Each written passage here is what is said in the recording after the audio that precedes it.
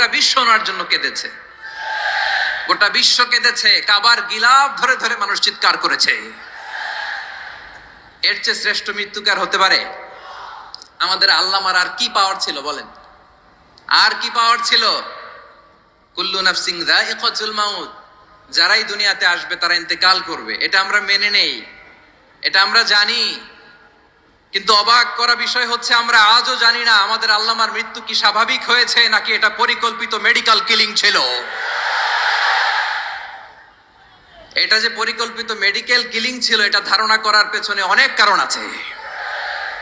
তিনি আধিপত্যবাদের বিরুদ্ধে সোচ্চার ছিলেন, ফ্যাসিবাদের বিরুদ্ধে সোচ্চার ছিলেন, রাজনৈতিক প্রতিহিংসার শিকার ছিলেন। এজন্য এটা মেডিকেল কিলিং হতে পারে এ ধারণা আমরা করতেই পারি। আওয়াজ করে বলেন ঠিক কিনা? যে সময়টা আমরা কাটাচ্ছি এত